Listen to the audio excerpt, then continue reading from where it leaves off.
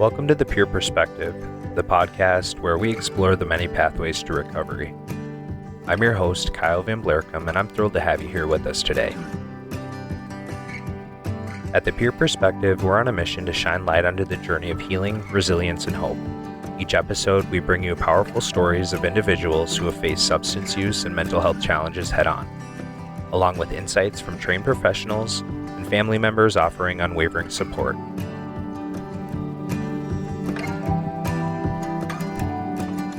Whether you're on your own path to recovery or seeking to understand the struggles and triumphs of others, you're in the right place. This podcast is a safe space for inspiration, connection, and growth. Get ready for candid conversations, heartfelt stories, and valuable insights right here on The Peer Perspective.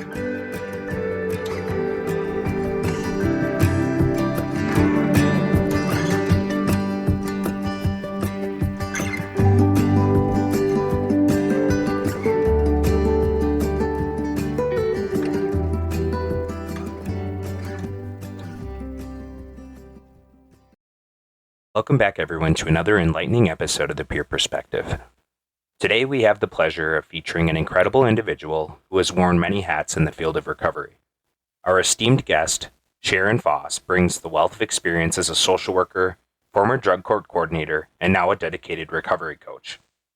In today's episode, we'll explore Sharon's experience working as a social worker to her impactful role coordinating the drug court initiative. And now in her retirement, she works as a recovery coach, continuing to help individuals in their recovery journey. Join me as we unravel the layers of Sharon's story and gain insights into the world of recovery through her unique lens. This is a conversation you're not going to want to miss. Without further ado, here's Sharon. Thank you for having me. Yeah, my name is Sharon Foss.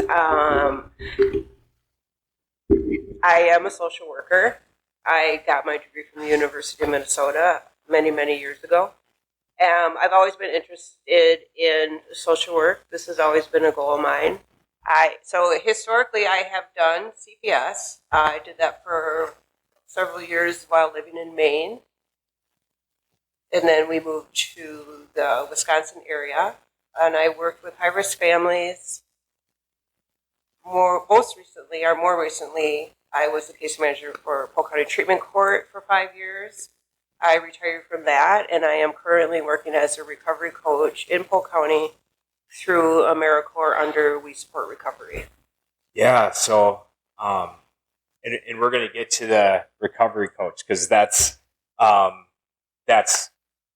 actually really similar to kind of the capacity that I'm working in. So treatment court for me, it's a huge part of my story and kind of what changed my life. Can you talk a little bit about treatment court and kind of the structure that it provides for people and kind of the clientele that you were working with? Sure. So treatment court is a difficult program. We accept high-risk, high-need individuals with a primary diagnosis of chemical dependency. Most often it's a dual diagnosis. There's usually a component of mental health in there as well. And they are justice involved. So a lot of people come to treatment court with a diversion program or possibly have some kind of, it's in their sentencing. And if they're not able to complete treatment court, they may be looking at prison time. So when they first start the program, they're not always super motivated to actually be sober or follow treatment court guidelines. They're more Right. interested in not going to prison. Right. And we're aware of that. So it starts out with a stage 1, and it's a big adjustment period. And the goal during that time is to help them set up a base.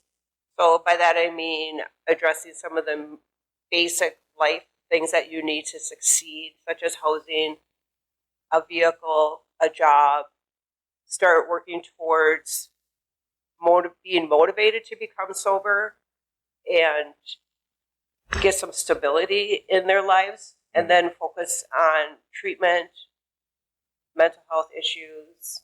So it's a long process, and it takes as long as it takes. The average person takes 2.5 years to get through the program. Oh, wow.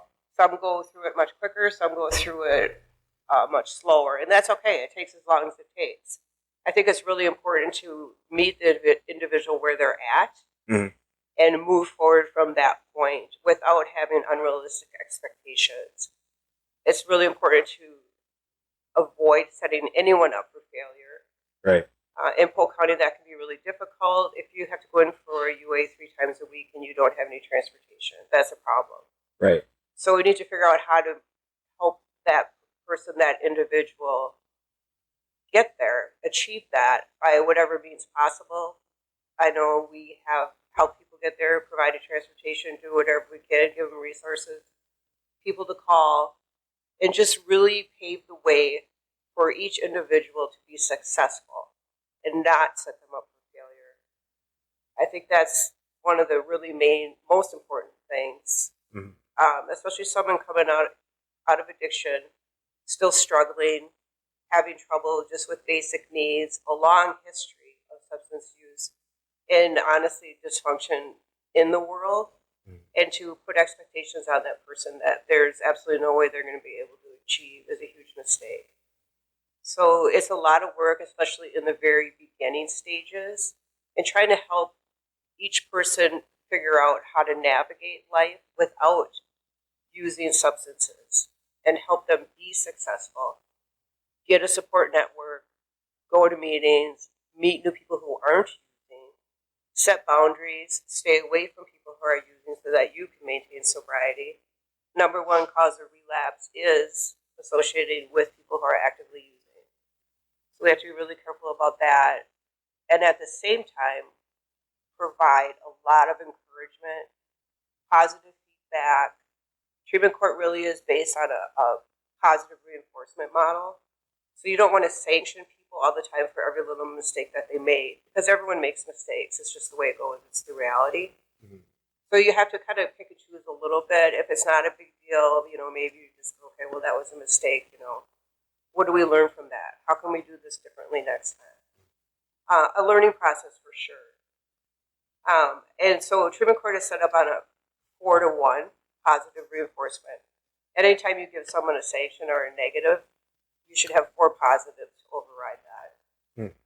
So the goal is to move people forward, not set them back. So I know for my own my own experience with treatment court, I had gotten to a point where I was very comfortable going to jail, being in prison, being incarcerated. Like I was okay with that. But I knew that something had to change. And so I remember I had asked my probation officer if I could participate in drug court, and I immediately was shot down that I was a flight risk. They wanted to send me to MSDF. But I knew that if I were to do that when I got out, I would be in the exact same situation that I was in. So by the grace of God, he came back and said that they had changed their mind and allowed me to do it after I had sat some time. But I really attribute that, drug court, in my opinion, gave me something to lose. That given my journey wasn't linear, I had some setbacks since then, but I really, I give drug court a lot of credit, for why I am where I am in my life today. You talked a little bit about, I'm sure a lot of people that come into the program have a similar story to me as far as being more high risk. How do you motivate somebody that has that, criminal mentality, prison behavior, they're kind of... Yeah, and sometimes it's not easy. A lot of times people come and they are motivated. Yeah. They're ready to make a change, and they're definitely willing to try, and they'll work very hard because they're internally motivated. Yeah. Some people not quite so much, and sometimes it fails, and you're not able to. But that's kind of like I was talking about the 4-to-1, the positive reinforcement. Yeah. So if someone, and honestly, some people are uncomfortable with positive reinforcement, so you got to be a little bit careful about that at the same time because they're not used to it. Yeah. It feels weird to them. Yeah. So, it's kind of tricky, and it kind of goes back to the meet them where they're at. I think it's really important with each participant to get to know them and understand them and try to figure out, what might motivate that particular individual, because it's going to be different for each person. Sure. Yeah. Yeah. So it's in the very beginning. It's a lot of, well, for me, it was always a lot of getting to know that individual. You have to build up trust and rapport, and then kind of trying to figure out what would motivate that individual, what doesn't, what makes them uncomfortable, what doesn't work for them. Mm-hmm. So it's a lot of factors play into that. Yeah. And sometimes people just aren't motivated, and usually they fail and they end up getting terminated, which is unfortunate. Yeah. Do people typically go to prison if they get terminated from? It used to be that way. It's not really that way anymore. Kind of some of the court processes changed. Sure. So it's not automatically where then they have to do the sentence that's hanging over them. I think there were a couple of people recently who won their revocation hearing. Oh, wow. Yeah. Unfortunately, of course, that didn't go well, and I think they all ended up going back to jail anyway. But the process is a little funky in that area. So it's changed. It's changed. Yeah. Can you talk a little bit about maybe some success stories that you've seen in that program? Well, like I said before, they're all success stories. I mean, sometimes, people go through treatment court and they may graduate and then, they do well for a while and then they may relapse and get in trouble again. Yeah. But they've learned a lot of things, how to be a more successful, responsible adult, how to live a sober life. So I think it's easier for them to come back to that. Sure. Because it's familiar to them. Yeah. Yeah. And I see that quite often. And statistically, there is, I think a lot of people are successful the first 3 years, and then there's a drop off where people tend to relapse after 3 years of sobriety. Weird. I know. So we That's exactly what happened to me. Oh, really? Yeah, I mean, about really? that 2.5 year. Yeah. Yeah, I mean, we tell people, I don't know, like a billion times, no matter how confident you're getting, how much, I got it. You have to stay. You have to keep going to meetings.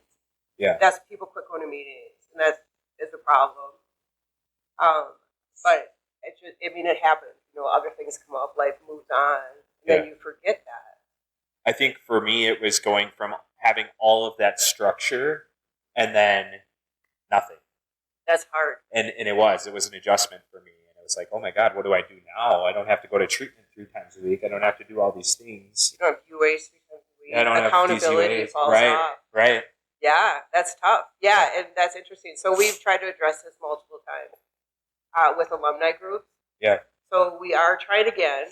So it hasn't been successful in the past. So actually, February 2nd, we're having a treatment court, current participants and alumni. Okay. Like a group, just like donuts and coffee or whatever. Yeah. Just to try to keep that going. Yep. And those supports in place. Yeah. Yeah. What happens if somebody down the road maybe relapses? I mean, are there supports in place where people can reach out to treatment court for support, or? Not really. I mean, I don't know. They reach out. I get calls a lot from my people from the past. Yeah. And I am currently actually working with a few of them who have run into some trouble or some problems. Yeah.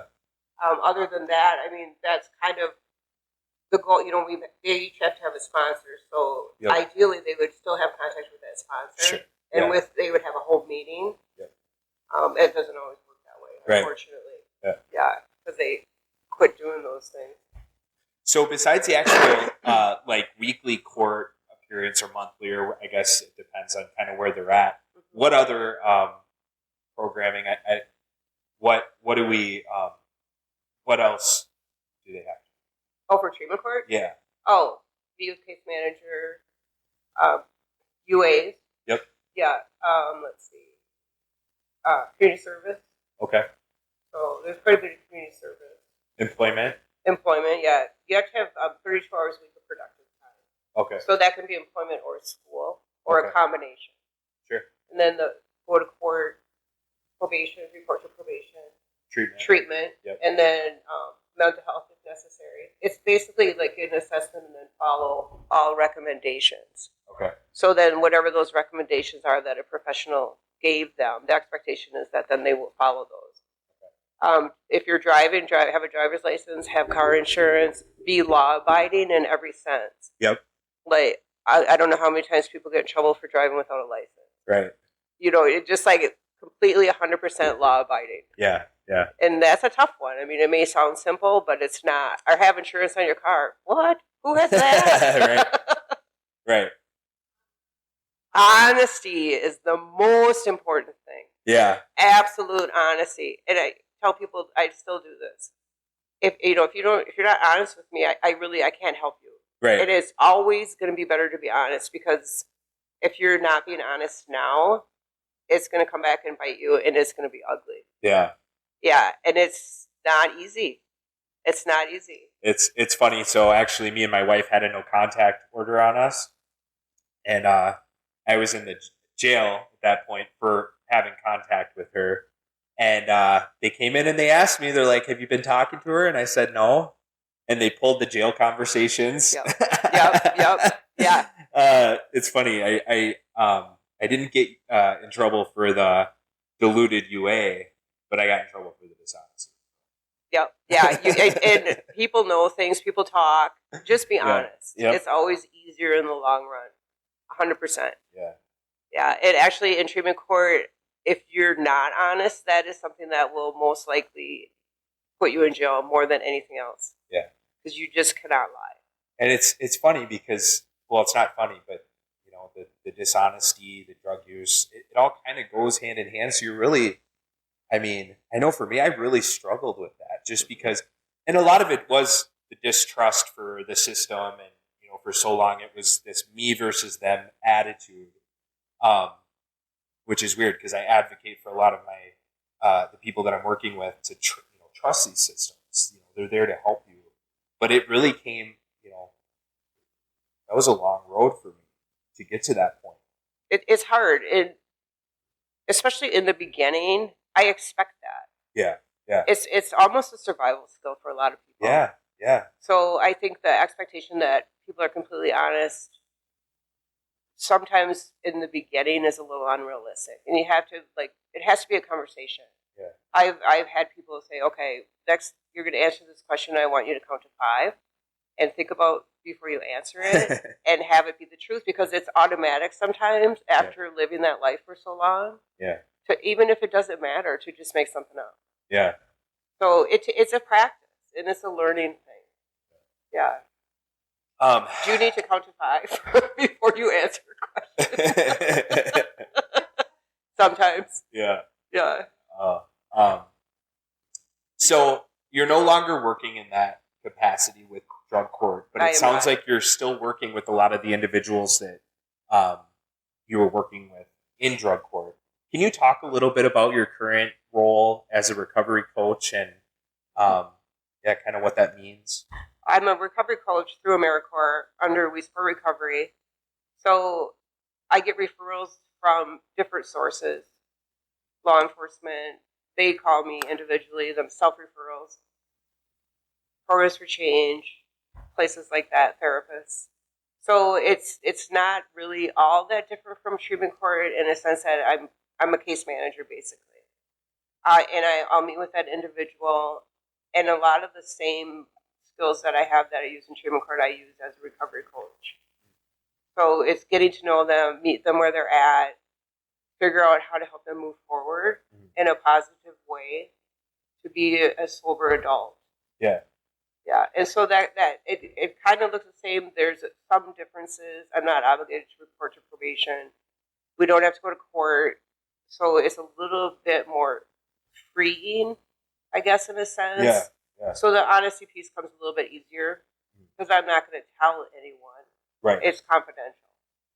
How do you deal with people that are still in their active addiction? That's very difficult.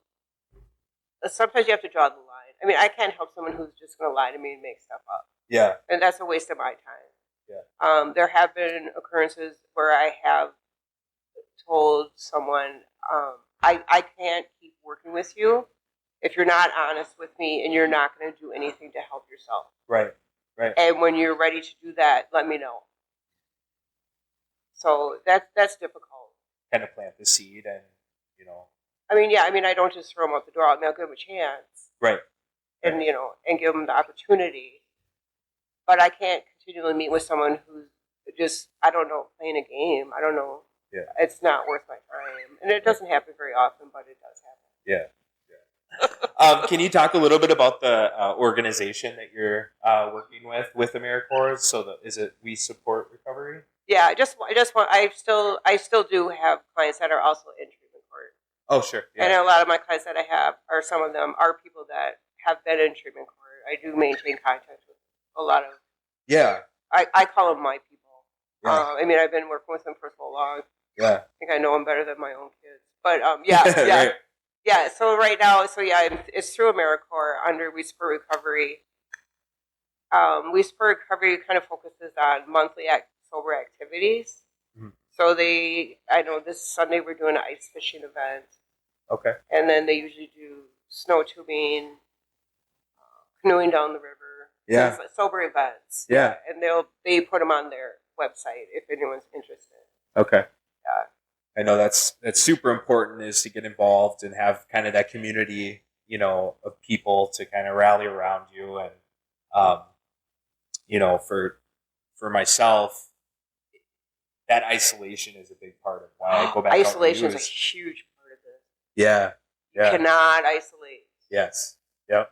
It's always been my downfall. Now, addiction loves isolation. Yep. Yeah. So this kind of to try to get people out in the community and making connections. Yeah. For sure. Yeah.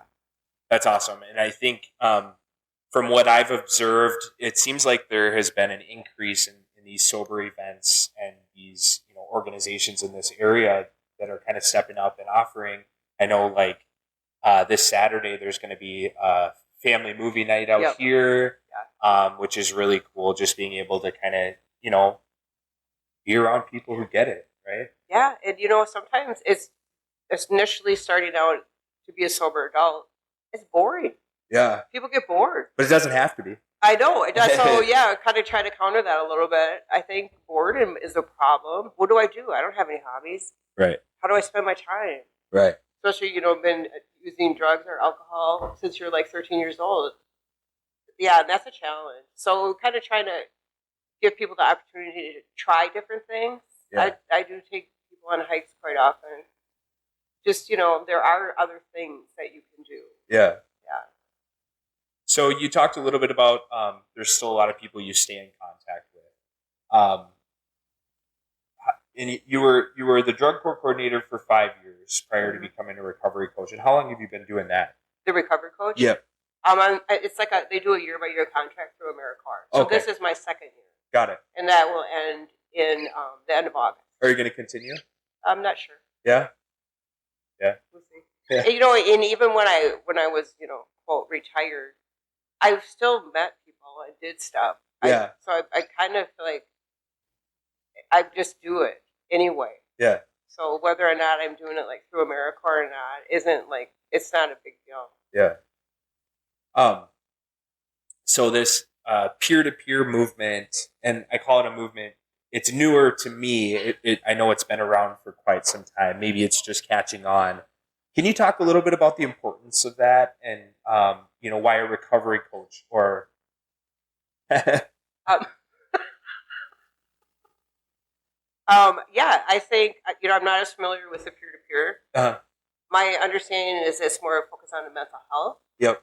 And then recovery coach is more focused on substance abuse. Yeah. Yeah, there's such an overlap between the two, though. Yeah. That I'm not quite sure I see a very significant difference other than maybe primary diagnosis. Sure. But it's nice. I think the confidentiality piece is huge. Yeah.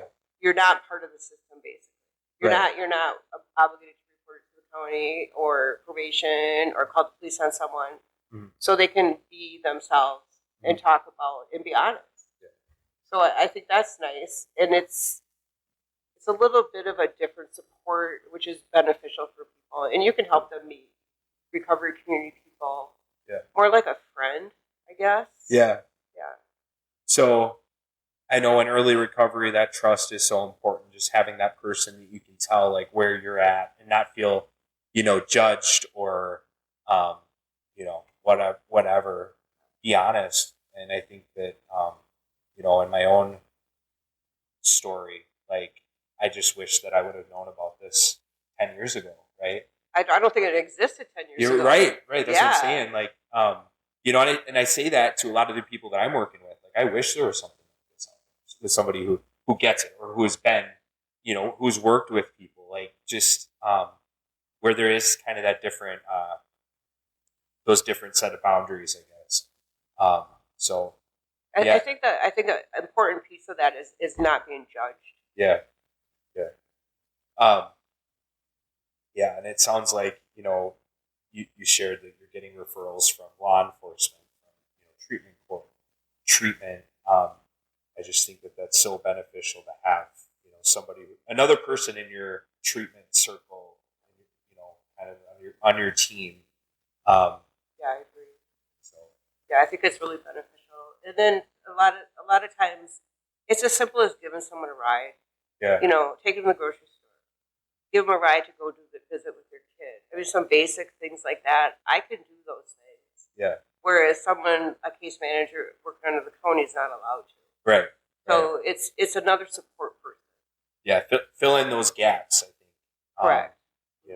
Especially in these rural communities where it's, 20 or 30 minutes to the next town over. The transportation is non-existent. It's horrible. Yeah. I mean, for people that don't have a license, like you said, who's in early recovery, really struggling. What would you say are some of the bigger gaps in this area as far as, access to treatment or recovery or, what would you say that some of your folks what their biggest challenges are? So I'm primarily Polk County. Yep. So I'm going to talk about Polk County. Yep. I think Polk County it lacks a lot of things. I think other counties are doing a little bit better in these areas. Polk County has absolutely no transportation, zero. Oh, so transportation is a huge issue. Yeah. I think I have helped a lot of people with transportation. Yep.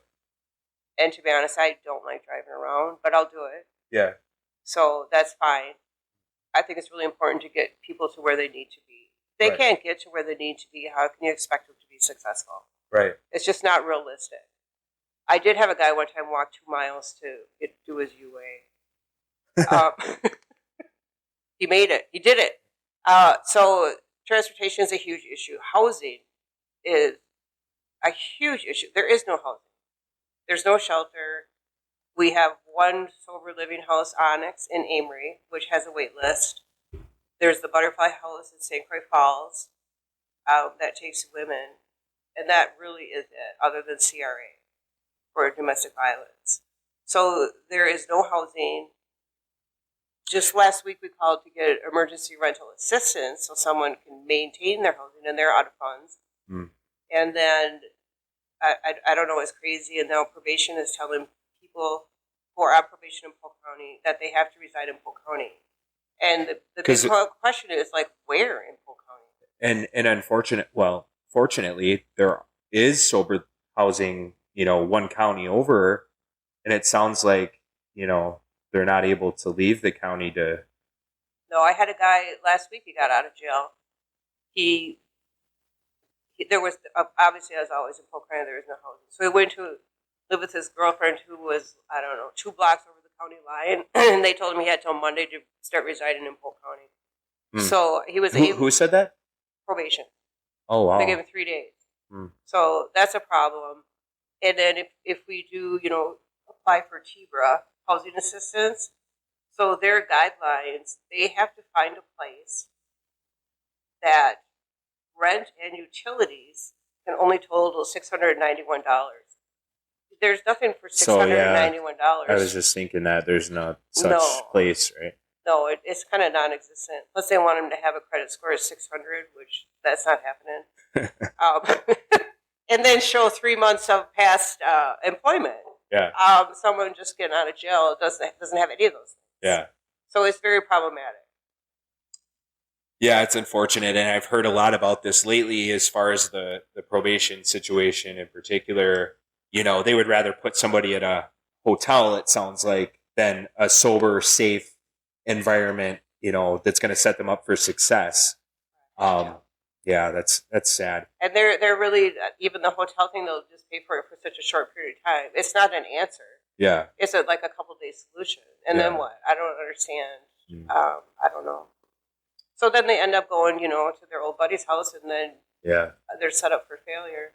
Which is really, and then the treatment thing is an issue with the rules like a couple years ago, where Badger Care will pay for the treatment but not for the room and board. Right. That's crazy. So it's not accessible to anyone. Mm-hmm. The Polk County, I think, held 2 people out this year with the room and board. They have a little bit of funding for that. Sure.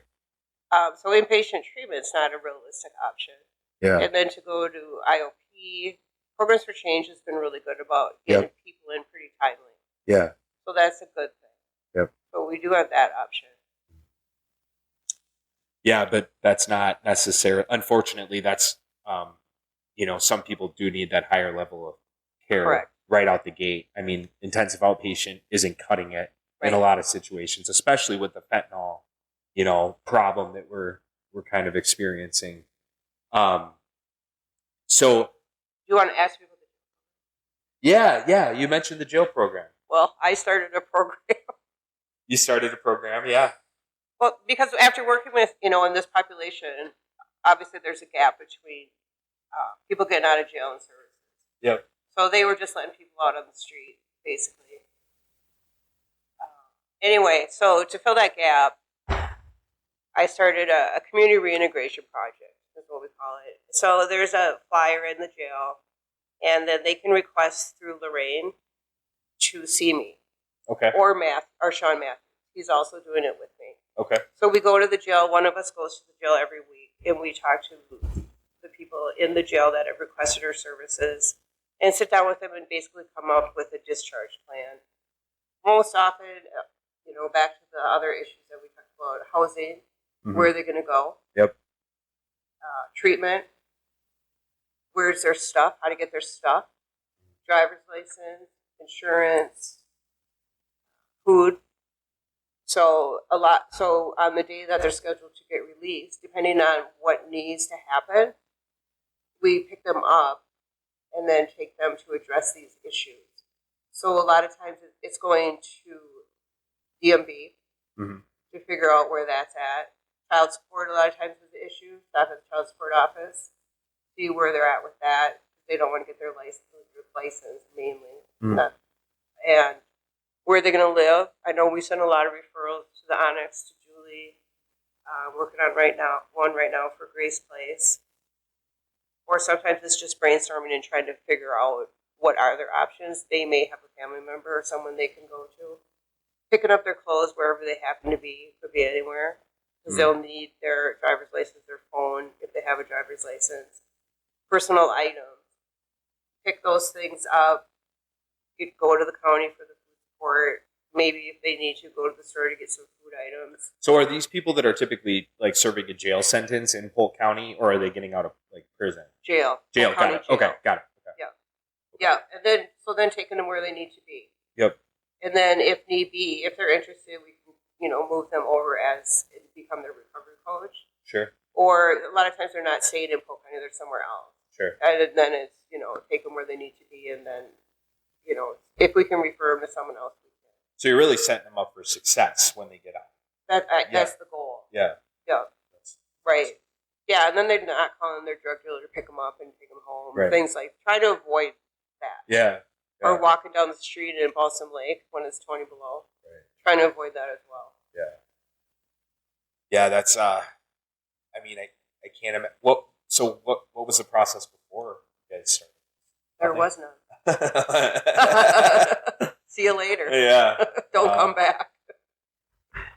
It's unfortunate. No, it sounds like you're doing amazing work there. I know.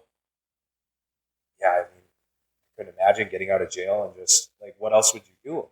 You'd call the people. You go right back to the people, places, and things that you know. You know, and during treatment court, I saw that happen so many times. You know, I didn't have anyone else to pick me up. My friend, my drug dealer, picked me up, and we went back to his house, and it's right back at it. And I think, you have this window when you're in jail, your mind's, kind of clear. I think most people in that situation want to get out and they want to do better. I think so want to too. do well. Their goal is to do better. Yeah. And it's like you have that opportunity and people just, like, why wouldn't the system want to help these people? Set them up for success. Yeah. They wonder why the recidivism. I don't know how many times I've ever heard people say, I went there, I cannot live there without getting high. I just can't do it. Yeah. I just cannot do it. I actually just spoke with a couple weeks ago, and I mean that they said that where they were living was making them sick. Yep. So I think that's true for a lot of people. You go back to the same place. I could say for myself, when I got out of prison and I went back to my family's house, I went right back into the same like sick. Yep. Same routine. Yep. Familiar. Yeah. Easy. Yep. Yep. I was using within 2 weeks. Wow. Good for you for making 2 weeks. Yeah. Seriously. Yeah. And I felt like I was in a really good place. I mean, in prison, I was, strong. You got it. Yeah. I was trying to work on myself, and I had tons of plans for when I got out, and it just environment it makes a big difference. Yeah. That's a huge factor. And I mean, I'm not blaming anybody else, but it was. I went back to what I knew, and we have those grooves, those well-worn grooves in our brain, and it just same old behaviors. Yeah, it takes a long time to change those. Yeah, and even like talking about that, 30 days treatment is no. Oh, I've seen some people like, they need like a year. Yeah, it's hard to change those behaviors. It's reassuring, I guess, just hearing the direction I think that Wisconsin is starting to move compared to Minnesota, just as far as the access to treatment and stuff. I think we still have a long way to go, but I am.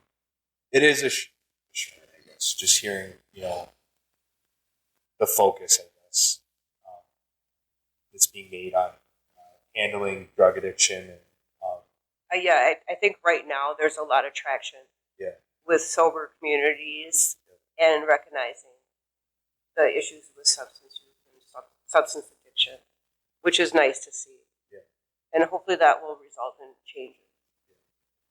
I think, I feel like we're starting to see the changes already. I mean, it's I don't know. I deal with so many of these, like the housing and all these things that I'm having a hard time seeing the change. Yeah. But I know it's happening. It is. Yeah. I think so. Maybe not. I think that sadly could be true. I know there are frustrations with any county or anything in social work. There are frustrations. Mm-hmm.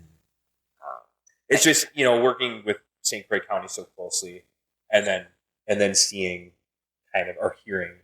I live in Pierce County, so totally opposite. But it's kind of mind blowing. I talk to people in St. Croix County, and I'm quite jealous. Mm-hmm. To be honest. I mean, it just and so Minnesota too, Well, and we're a border county, so you look over and I don't know that necessarily everything that they're doing is right either, but it's just they just have more resources, and I think that's important. Yeah. More options.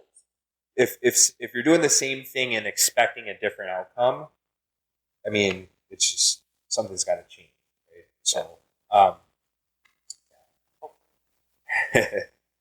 pray for it. So, well, Sharon, I guess my final question for you is, what would you say to someone who is on the fence, maybe out there still struggling? They wanna make a change. They don't know how. What would you tell them? I would really want everyone to know and to be reassured that there are people out there that do care about you and that will help you out. So I think sometimes you have to put a little bit of trust out there and ask for help, and you will receive it. Well, I just want to say, like, I appreciate you meeting with me today so much. So many people talk very, very highly of you. Oh, well, thank you. And I think... I thought someone just told me they'd call me a bitch. No, I mean, I've heard you've touched a lot of lives, and, my wife speaks very highly of you. Thank you. I appreciate Yeah, that. this has been great. And, keep doing all the good work that you're doing around the area. And, well, thank you, Kyle. And I'm sure as you're being a peer sport and I'm being a recovery coach, I'm sure we'll work together. Yeah, our paths will cross. They will at some cross. Point. Yeah. Yeah, I think so. Yeah. Well, thank you. Thank you.